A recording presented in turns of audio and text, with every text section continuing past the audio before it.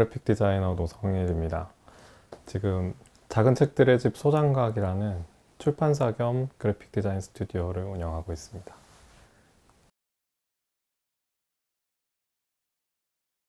소장각은 올해 4월에 시작했고요.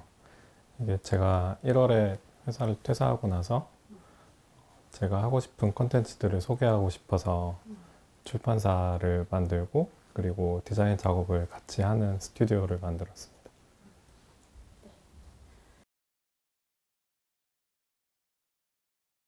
네, 이 책은 크메르 문자 기행입니다. 제가 3년 동안 연구하고 취재한 캄보디아에서 사용하는 크메르 문자를 디자이너의 관점에서 여행기를 빌어 소개하는 책인데요. 이 책에서는 캄보디아 문자에 담긴 역사와 또 인류학적인 저만의 시각을 담고 있습니다. 크메르 문자 기행은 제가 파티 재학 당시에 더베고 졸업 에세이로 만들었던 책인데요. 그 책을 지금 2년 반이 지난 이후에 다시 정리해서 출간했습니다. 파티 2학년 때 졸업 에세이 주제를 정하고 있었는데요. 사실 1학기 동안 정했던 주제가 너무 저 안 맞는 것 같아서 고민을 하다가 여름방학을 앞두고 그냥 훌쩍 동남아시아로 떠나게 됐습니다. 네, 그때 캄보디아를 처음 갔고 굉장히 인상적인 캄보디아 문자에 확 꽂히게 돼서 그때 그 매력을 알고 캄보디아 문자를 연구하면 좋겠다는 생각을 품게 됐어요. 그래서 졸업 에세이 주제로 좀 긴데 동남아시아에 미친 인도 문화와 종교의 영향을 문자로 알아보는 책을 기획해서 에세이 주제로 올렸어요. 그래서 너무 긴 주제였기 때문에 이제 한 가지에 집중하자는 스승들의 피드백을 받고 그래서 캄보디아 문자에 좀 포커스를 맞춰서 에세이를 집중해서 완성했습니다. 주제를 정하고 좀 고민이 많이 됐어요. 사실 한국에서 다른 나라 문자 또 다른 나라 언어를 다루고 연구한다는 게 쉽지 않기 때문에 그래서 2학기 동안 자료를 많이 수집하고 연구하면서 좀 포커스를 맞췄던 거는 문자를 사용하는 사람들의 그 사회적인 맥락과 이 캄보디아 문자가 기원한 인도에서부터 캄보디아까지의 관계 그리고 쓰는 사람들의 그 몸을 쓰는 방식이 타이포그래피에 미친 영향 이 정도에 집중을 해서 에세이를 좀 집중해서 썼던 것 같습니다.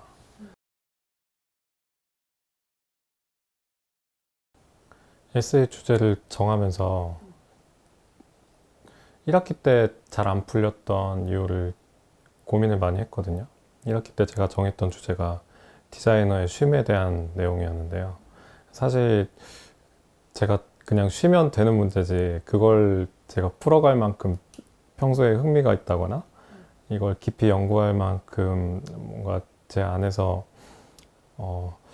끊임없이 동기부여가 되는 주제는 아니었던 것 같아요. 그래서 좀 고민했던 게 평소에 제가 제일 관심이 많고 좋아하는 것들이 무엇일까를 좀 찾아보니 제가 사실 디자인을 하기 전에 디자이너가 돼야겠다는 생각을 하기 전에 종교인이 되고 싶었거든요.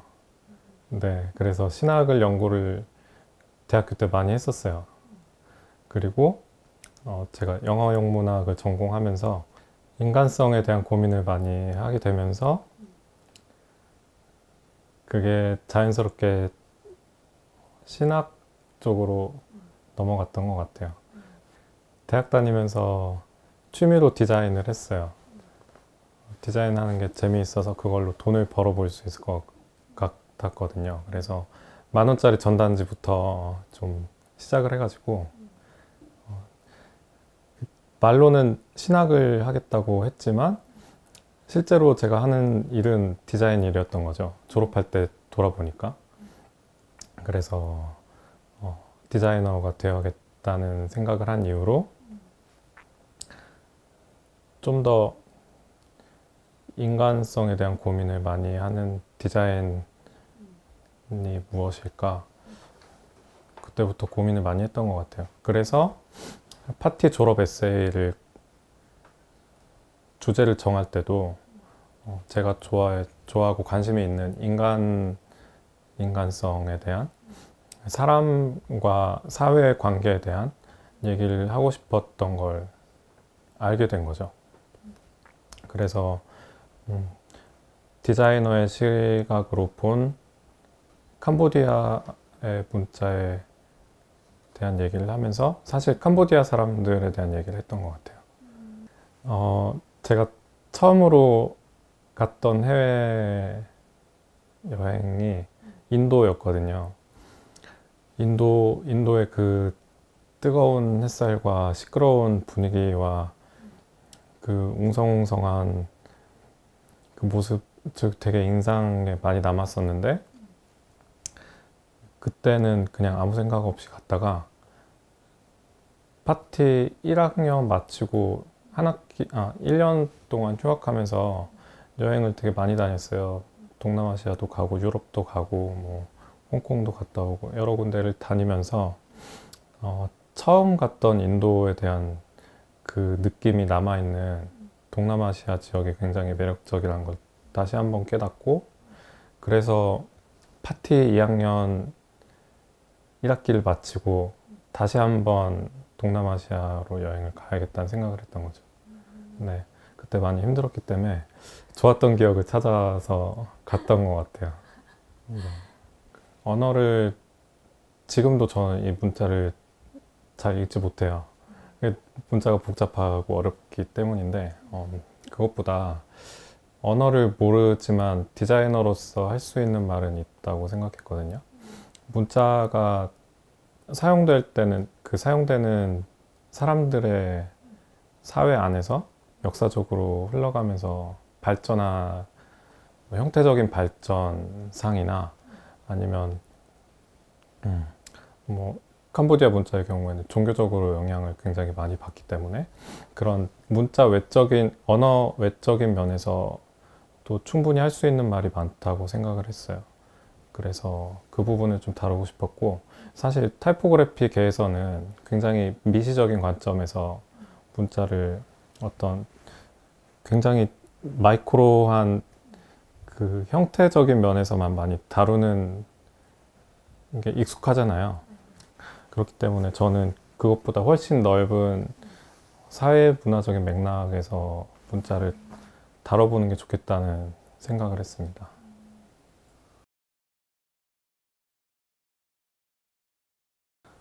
졸업 작업은 사실 전시를 위한 작업의 경우가 많이 있는 것 같아요. 네, 여러 졸업 전시회 같은 데를 많이 다니면서 좀 한계라고 많이 느꼈던 게 그 부분인데 파티 졸전을 준비하면서도 저도 굉장히 고민이 많이 있었거든요. 그때 날개가 해주셨던 말씀이 졸업 에세이는 나중에 파티 졸업하고 나서 내 명함이 될 수 있으면 좋겠다는 말씀을 하셨어요. 그래서 주제를 정할 때도 저만의 색깔이 드러나는 노성에만 할 수 있는 책을 만들면 좋겠다 라는 말씀을 해주신 게 굉장히 인상적이었거든요. 네, 그래서 좀 더 완성도를 높이려고 많이 노력을 했고 또 주제를 정한 것도 제가 좋아서 정한 것이기 때문에 이걸 잘 완성을 해보고 싶었습니다. 그래서 완성을 했지만 사실 졸업 전시만을 위한 것에 좀 한계가 있었던 것 같아요. 그래서 졸업 전시 기간 중에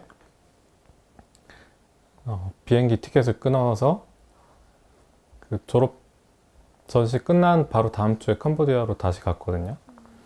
그때 가서 연구를 다시 해야겠다는 마음을 먹고 가기 전에 캄보디아에 있는 다양한 이 문자 관련된 전문가들과 메일을 주고받으면서 스케줄을 정하고 한 20명 정도 전문가를 만나고 온 것 같아요.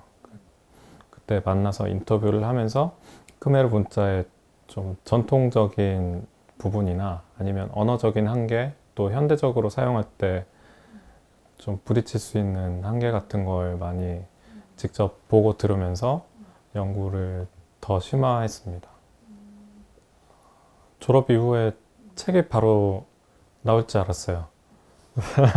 졸업하고 연구를 바로 시작했기 때문에 가능할 줄 알았는데, 사실 그 중간에 지금까지 2년 반 정도 지나는 동안에 저는 회사에 입사를 하게 되었고, 그때 입사하면서 회사 일하면서 이 작업을 끝내기가 쉽지 않더라고요. 그래서 그동안에 회사 퇴사를 하고 이 책에 집중해야겠다는 마음을 먹었고, 그 다음에 브런치 연재를 시작하면서 제가 썼던 글들을 연구했던 주제와 다시 매치시키고 다시 쓰는 과정을 거쳤습니다. 그래서 3달 정도 연재를 한 이후에 조금 더 보완해서 책에 맞는 형식으로 글을 다듬고 편집자를 한 분 같이 협업을 해서 그분과 글을 다듬고 디자인을 다시 하고 도판을 다시 만지고 이런 과정을 거쳐서 텀블벅에 먼저 공개를 했고요. 텀블벅에서 또 많은 분들이 후원을 해주셔서 책 제작 비용을 거기서 마련을 했습니다. 몇 퍼센트 성공했죠? 네, 210% 성공했고요. 그게 목표 금액이었던 500만 원에 210%니까 1000만 원 조금 넘는 금액을 모금을 했어요. 너무 성공적이네요. 네.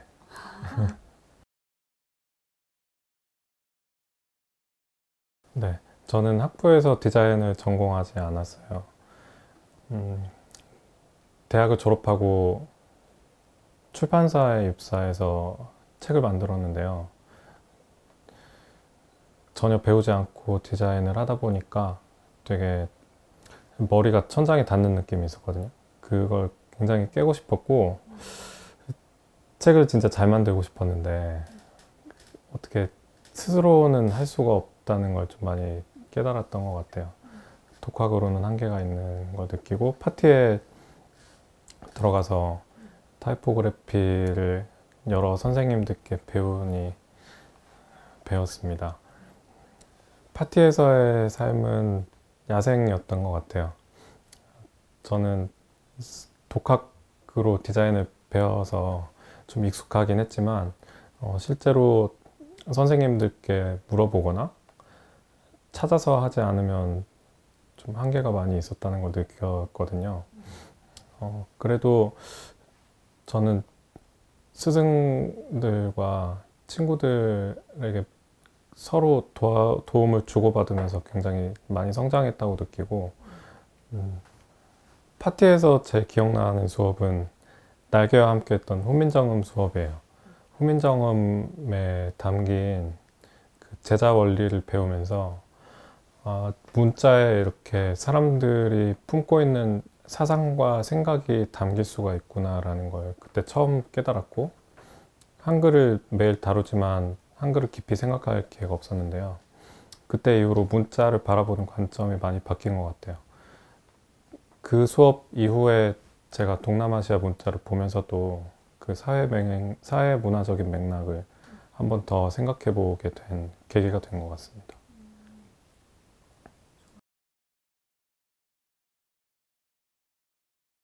아까 머리가 천장에 닿는 느낌을 말씀드렸었는데, 저 스스로는 할 수 없는 그 독학의 한계를 느꼈다고 했잖아요. 파티에서 생활하면서 그 천장을 많이 깼던 계기를 생각을 해보자면, 사실 배움이라는 게 수동적으로 받아서는 그 틀을 깨기가 어려운 것 같아요. 근데 파티에서 아까 야생 같은 삶을 살았다고 했잖아요. 야생은 다시 말하면 스스로 발버둥치지 않으면 생존할 수가 없다는 얘기인데, 일부러 더 배우려고 노력을 많이 했었고, 또 물리적인, 시간적인 한계들을 경험하면서 성장하려고 애썼기 때문에 스스로 그 발버둥친 수동적인 게 아니라 능동적인 방법으로 그 천장을 깰 수 있지 않았나 하는 생각을 하게 됩니다.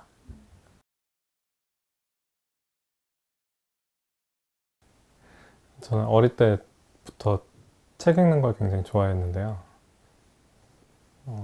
진짜 어릴 때는 그 브리테니커 어린이 백과사전 굉장히 좋아했어요. 그래서 그걸 막 다를 때까지 읽었었는데, 어릴 때부터 좋아했던 그 책을 실제로 만든다는 게 굉장히 특별한 경험이었거든요. 그냥 취미로 디자인을 시작했지만 그 중에서도 책을 고른 건 제가 좋아하는 매체이기 때문에 골랐던 것도 있는 것 같아요. 저는 글자가 종이 위에서 그 여백과 종이 사이에서 완벽한 균형을 이룰 때 굉장히 희열을 느끼는데, 그게 주는 그 행복감을, 네, 다른 매체에서 얻기는 좀 어렵더라고요. 그래서 네, 안그래픽스 출판부에서 1년 반 정도 했었는데요. 좋은 디자인 책들을 많이 만드는 출판사여서 굉장히 일을 해보고 싶어서 지원을 했었는데, 실제로 들어가서 일을 해보니까 책 디자인 이외 부분에서 책이 만들어지는 과정에 여러 가지 일이 필요하더라고요. 그걸 안그래픽스 출판부에서는 디자인만 하는 게 아니라 모든 걸 다 경험할 수 있게 해주셨던 게 굉장히 큰 배움이 되었고, 그 중에서 책 제작 부분에서 상당히 좀 어려웠지만 좋은 경험을 했던 것 같아요. 제작 뭐 처음에 발주서를 보내고 견적을 내보고 제작 감리와 후가공 뭐 이런 거 다 따라다니면서 나중에 그 딱 서류 한 장으로 그 제작을 완료하기까지 모든 과정을 경험하는 게 저는 굉장히 뜻깊었던 경험이었습니다.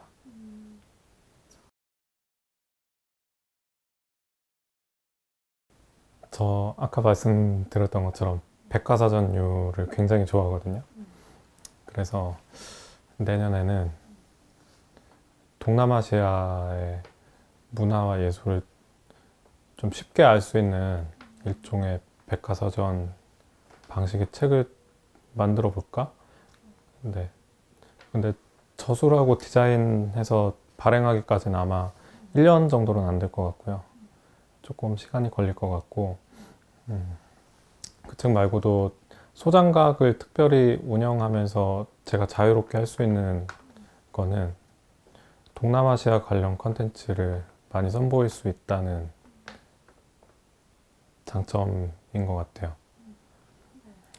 네, 그래서 소장각에서는 동남아시아 라인이 하나가 있을 거고, 그리고 그 외에 소장하고 싶은 예쁜 책들이 있잖아요. 네, 그 책들을 지금 여러 개 정해놓고 있는데 내년에 조금씩 선보이지 않을까 계획을 하고 있습니다. 네, 그래서 소장각에서 이게 사실 블루오션이어서 할 수 있는 거거든요.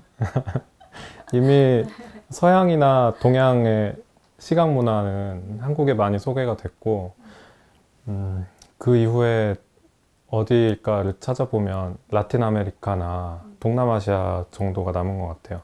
그리고 한국에서는 익숙하지 않지만 인도 문화권의 시각 문화가 전 세계적으로 차지하고 있는 비중이 굉장히 크거든요. 근데 어떤 이유인지 몰라도 한국에서는 그게 소개가 잘 안 되기 때문에, 네, 그걸 저는 집중적으로 좀 포커스 하고 있습니다. 이게 사실 돈이 되진 않아요. 블루오션이긴 하지만 돈이 되지 않기 때문에 블루오션인 것도 있거든요. 그래서 돈과 콘텐츠의 갭을 메꿔줄 수 있는 게 디자인이 아닐까 하는 생각을 하고 있습니다.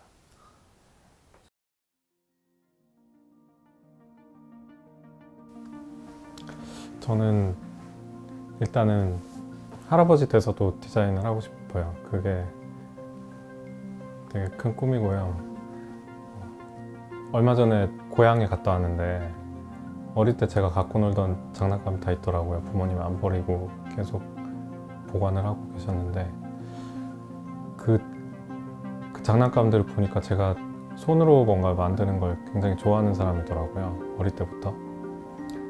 지금도 그렇고 앞으로도 그럴 거기 때문에 네, 만들면서 살아가지 않을까 싶습니다.